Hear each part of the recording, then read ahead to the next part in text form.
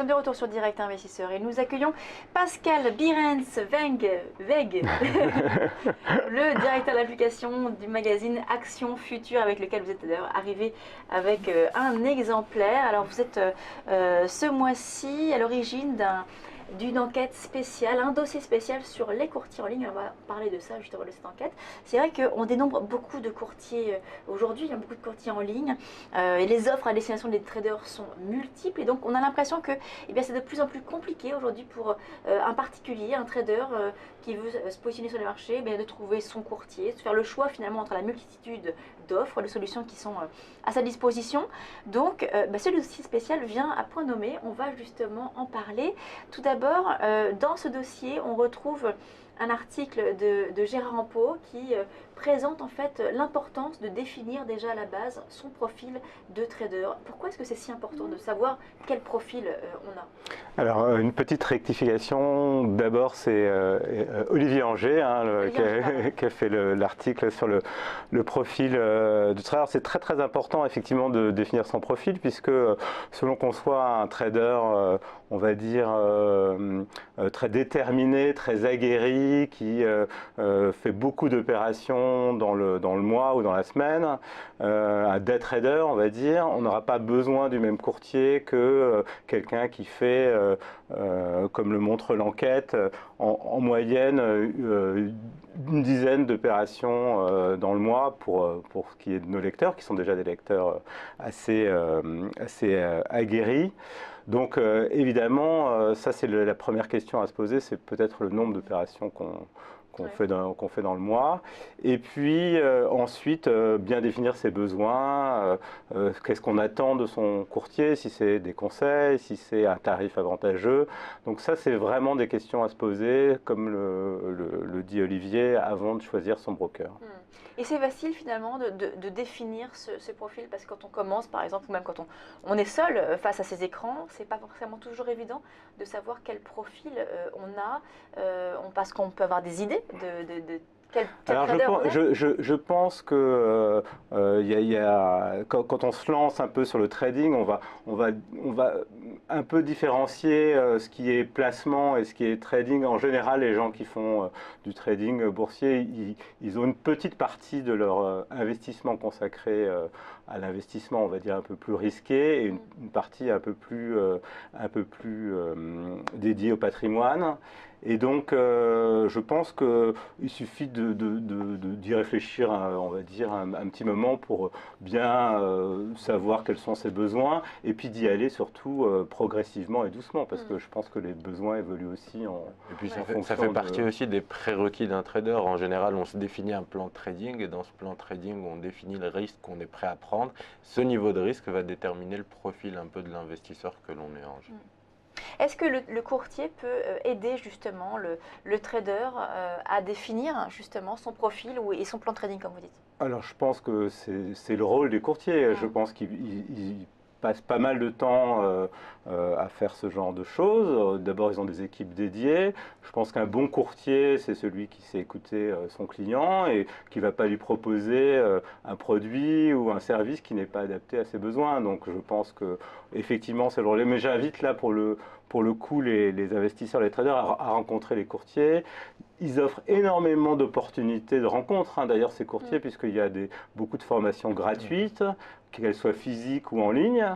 Il y a beaucoup d'opportunités de rencontres, comme IG qui a fait la nuit du trading il n'y a pas si longtemps. Donc il y a vraiment des occasions de les rencontrer, de discuter avec eux, des salons aussi.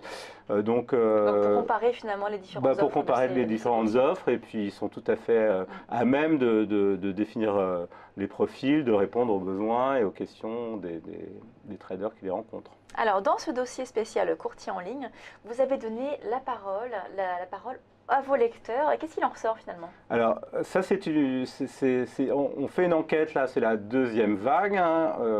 C'est une des seules enquêtes où on interroge les lecteurs. Donc, ce n'est pas la rédaction qui décide quel est le meilleur courtier ou le plus adapté, mais on a fait une série de questions. On a demandé aux lecteurs un sondage, voilà, en ligne, où on a demandé aux lecteurs de donner des notes à leur courtier selon c'est des notes de 1 à 4 sur, on va dire, 7-8 critères comme les tarifs, le site web ou le service client. Et puis, on a constaté, et on a demandé aussi de noter l'importance de ces critères aux yeux des particuliers. Donc, il y a quelques grandes tendances qui ressortent, notamment par rapport à l'année dernière, on s'aperçoit, c'est sans doute le plus significatif, et c'est sans doute un effet d'ailleurs des recommandations de l'AMF, que le premier marché est traité par les brokers après les actions, enfin par les traders, excusez-moi. Après les actions, c'était le marché du Forex il y a 3 ans. Aujourd'hui, c'est les CFD qui ont pris un peu le dessus. Et c'est vrai que les campagnes de l'AMF alertant les traders sur les dangers des marchés très spéculatifs comme le Forex, voire aussi les CFD, ont fait un peu leur chemin. Et donc, on a constaté grâce à cette enquête, quelques évolutions comme ça qui étaient significatives. Alors, un des critères principaux retenus par vos lecteurs, c'est aussi donc, le tarif donc, proposé par les courtiers. Oui, alors bien sûr, c'est le tarif proposé par les courtiers. C'est ce qui apparaît nettement dans l'enquête comme le critère le plus important.